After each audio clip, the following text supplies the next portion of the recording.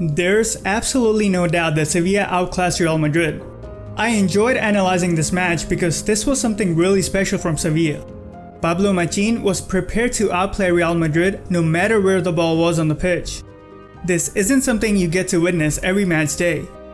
Before I get carried away about Pablo's tactical masterclass, let's go over how Lopetegui wants his team to play. And since Sevilla pretty much forced Lopetegui to throw his game plan into the bin, we're going to take a look at their previous match versus Espanyol. Lopetegui prefers a possession-based play style. To give you an idea, Madrid had about 800 passes versus Leganés, which is a new all-time record for Real Madrid in La Liga. High pressure is very important to this team, as it makes it possible for Madrid to have majority of the possession. The goal of this is to force the opponent into making risky decisions or going long, which gives Madrid a good chance to recover the ball. And when teams try to play through the pressure, they have very little time and space to work with. Every so often, it results in Madrid winning the ball in a dangerous area. Their high pressure also allows them to attack right after winning the ball, as they already have players upfield.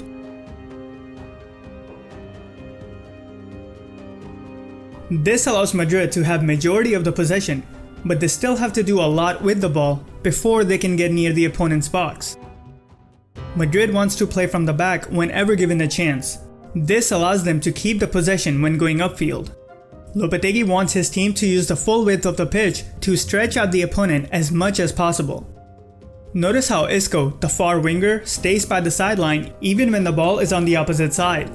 Madrid's wingers staying wide also allows them to do a quick switch of play and get upfield whenever the opponents get dragged inwards.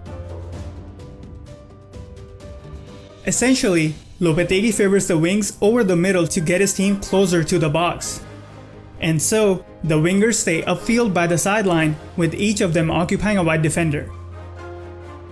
This makes it very important for Real Madrid to keep on switching the play from one wing to the other.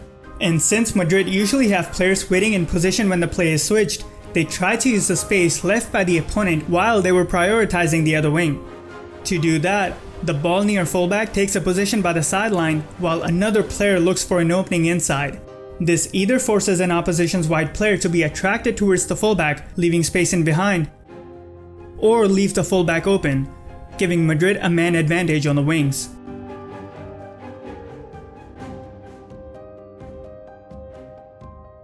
Madrid usually sends a midfielder into the half spaces right behind the opponent's wide midfielder in order to exploit the space properly. Lopetegui prefers his midfielders, other than Casemiro of course, to be upfield in the half spaces.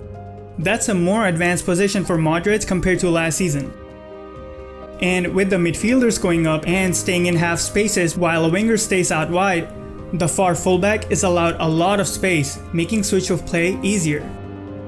Whenever Madrid start getting too compressed on one side, the midfielders are more than happy to drop deep and assist in the build-up. If a winger is not present on the wings, the fullback goes a bit upfield, while a midfielder tries to create an opening through the middle with his position. This ensures that Madrid can keep the ball moving by providing multiple options and not get trapped on one side. Because of Madrid's playstyle, they have to come upfield and have many players in advanced positions. There's no going around that. So, when they lose the ball, it's imperative for them to make sure the opponent is not able to exploit the space left behind. That's why Madrid have to gegenpress. Long balls can be quite detrimental to this team. Espanyol were able to create chances exclusively through long balls. That's how Lopetegui's Real Madrid play for the most part. Keep in mind, there will always be slight changes depending on who they're facing. Now that we've got that out of the way, let's get into Sevilla's tactical masterclass. Pablo Machin has been playing with different variants of 3 at the back for a while. Although, in this game, he decided to stick with the same starting 11 and the formation he used in his previous match, 3-5-2. Lopetegui, on the other hand, brought in Bale, Cruz, and Marcelo. Pablo's tactics made sure that Sevilla were prepared to outplay Real Madrid no matter where the ball was on the pitch. But before we can get into how Sevilla played when in possession, we first have to look at how they played without the ball. because Pablo came up with a plan to effectively render both wings useless for Real Madrid. And that's no easy task. To start things off, Sevilla pressed high even when Madrid tried to play from the back. This was making it difficult for Madrid to advance upfield, occasionally forcing them to go long to try and get out of their own defensive third. When Madrid were able to get through the first wave of pressure, Sevilla dropped back slightly. At the same time, Sevilla's forwards prioritized staying tight with the deep-lying midfielder, essentially taking him out of Madrid's build-up play. Basically, these tactics made it so Real Madrid had to take much longer than usual to build up from the back. Since Lopetegui often uses the far fullback to switch the play, Pablo knew it would be useless to care about that player because Sevilla would open themselves up only to stop a switch of play. Therefore, instead of caring about the fullback, Pablo focused on making the quick switch of play very difficult for Real Madrid. That's why one forward continued to keep a close eye on Casemiro, interrupting Madrid's build-up play, while the other forward pressed the back line. Because of that, Sevilla were able to take good positions while Madrid were in process of rotating the play. Basically, since it took longer for Real Madrid to switch sides, Sevilla had more time to eliminate the space Madrid players had on the opposite side. That's the reason why Navas stayed back to take care of Asensio and wasn't too worried about Marcelo, as long as he was far away from the final third. If you guys remember from earlier, Madrid used the half spaces during the switch of play from one wing to the other to create space for the fullbacks out wide. Since Sevilla were able to take care of the widest players with their wingbacks, they were able to commit a midfielder to take care of any advanced player in half spaces. Due to this, Madrid's midfielders had to drop deeper into the half spaces to try and attempt a quick switch of play, while a winger came inside hoping to disrupt Sevilla's shape. This did not inconvenience Sevilla at all, as the ball near midfielder stepped up while Banega came over to cover the space left in behind. Whenever a winger wasn't occupying Navas by being wide, the wingback had the opportunity to go up and press Marcelo, affecting Madrid's switch of play even more. Even when Madrid tried to overload a wing, nothing came out of it as Sevilla had it under control. It got to the point where Casemiro was having to go into unorthodox positions to try and get involved, but even that wasn't helping their case. That's pretty much how Sevilla played without the ball. With the ball, it gets even more impressive. Navas's position was directly tied to Marcelo's even when Sevilla were on the ball. The objective was to drag Marcelo out of his position and exploit the space in behind. For example, this happened right when the game started. Marcelo stepped up to press Navas, leaving space for Sarabia to exploit in behind. Sevilla would then try to exploit the space on the wings, or at least make Madrid think they would, while another player attempts to run in behind the defense. If and when Marcelo stopped pressing Navas high up to not allow Sevilla from getting behind him, Sevilla would then take advantage of the space left and come closer to the defender, essentially forcing him to step out of his position a bit. As I mentioned before, Sevilla wanted to exploit the space behind Marcelo, at least make Madrid think they would, even if it wasn't possible in that instance. The idea behind that was to open enough space for a player to run into the box, while the defender was occupied with closing the space on the wings. With that being said, let's take a step back into Sevilla's half, because they first had to get away from Madrid's high pressure to be able to get into Madrid's box. Sevilla left Banega along with the back three in their own half when building up, while the other two midfielders went up to occupy Casemiro and Cruz. This allowed Madrid to commit 4 players to a high press. Since Modric was pressing high up, Cruz and Casemiro had to take care of everything in front of the defenders or provide cover when needed. When Cruz goes over to Marcelo to help him with Navas and Sarabia, Casemiro comes nearby just in case, as either Ramos will leave a huge gap if dragged out wide with no cover in behind, or if Navas gets away from his marker, then he will have a lot of space leading towards the final third. This leaves a huge hole behind Casemiro for Silva to drop into and get Sevilla upfield. Sevilla basically made it so that Madrid had to stay tight with every player to execute the press perfectly. And as I mentioned before, Madrid were having trouble dealing with Navas and also the forwards who were getting spaced due to the Madrid's midfielders staying tied with Sevilla's midfielders.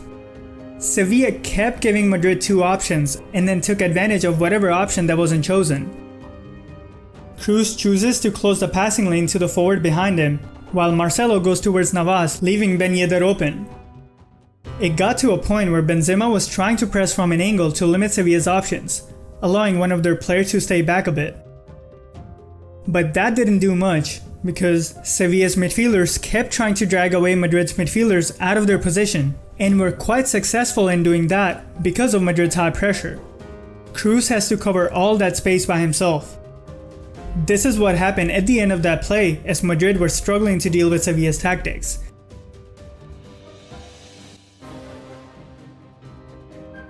It's no wonder that Sevilla started the game on top and were threatening right from the get-go.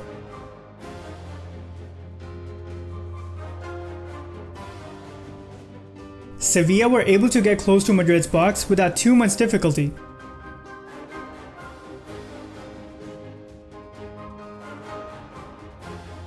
Because of Madrid's high pressure, even just one mistake could prove to be too costly. That, combined with the fact that Sevilla already had players staying upfield, ensured that Sevilla were now very deadly on counterattacks. It took Sevilla about 16 minutes to open the scoring through a counterattack. Not even 5 minutes later, Sevilla go on to do this. Notice how quick Sevilla are able to transition and commit players to counterattack, which again results from Madrid committing too many players forward. Now that Sevilla were up 2-0 within the first 20 minutes, they slowed down a bit, allowing Madrid to try getting back into the game. Bale and Benzema started to stay in the middle to try and occupy three Sevilla defenders, trying to create space for the widest player on the far side. Madrid were able to create spaces here and there, but those plays were very much improvised since Madrid were basically trying everything. While Sevilla were still threatening on counterattacks every time they got the chance.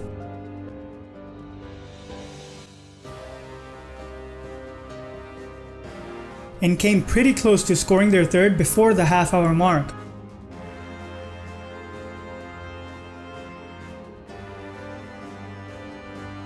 Bale seemed like Madrid's best player as he was single-handedly causing Sevilla some difficulties.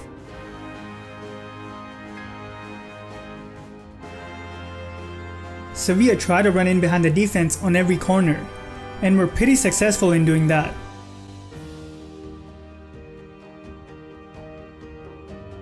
Well, in the 38th minute, Sevilla went on to score their third goal of the game. Courtois probably could have punched it away. Madrid kept trying to get a goal back before the half ended, but they were unsuccessful.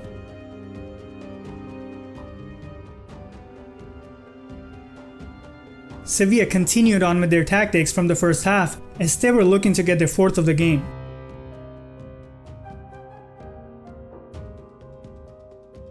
Meanwhile, Madrid had about 6 players staying up as they looked for a way to get back into the game.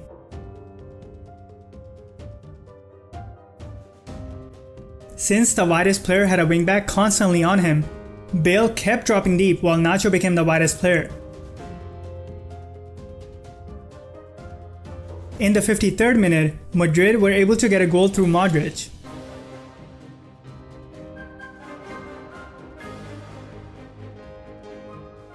But it was later rightly disallowed by VAR due to Modric being in an offside position.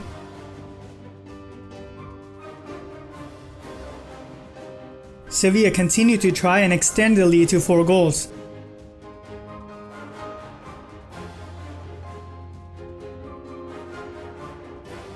At the hour mark, Mariano Diaz and Vázquez came on for Benzema and Nacho respectively. Madrid switched to a back 5 with Casemiro dropping into the back line. Real Madrid were getting close to scoring their first goal of the game as the time went on.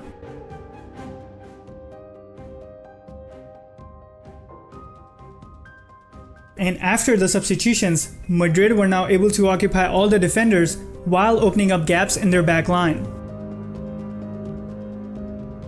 They were also having a much easier time distributing the ball towards the wings after making these changes.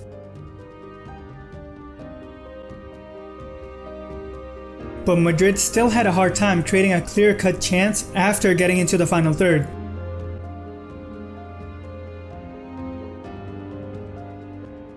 In the 70th minute, Lopetegui brought on Ceballos replacing Modric. 5 minutes after that, Marcelo got injured and had to come off, leaving Madrid with 10 men. That shifted the balance back into Sevilla's favor as they were now attacking more on counterattacks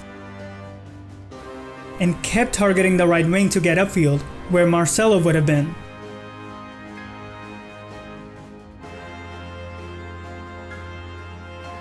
Madrid kept trying until the end to get a goal, but were unsuccessful.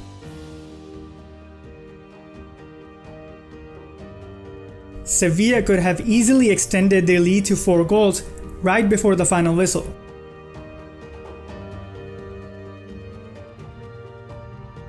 The game ended with Sevilla winning by 3 goals. What are your thoughts on the match? And also, what do you think about the tactics of these two managers? If you like what I do and would like to support the channel, check out the Patreon page or the card on top right. I really appreciate the support. Thank you to Gary Bartlett, Alberto, Anthony, Tej Mullen, Hamilton Howard Nodine, Lucky Sengoku-san, Yetzar Goretsky, and more for supporting this channel on Patreon. Follow me on Twitter, Instagram, and Facebook. All links can be found in the description.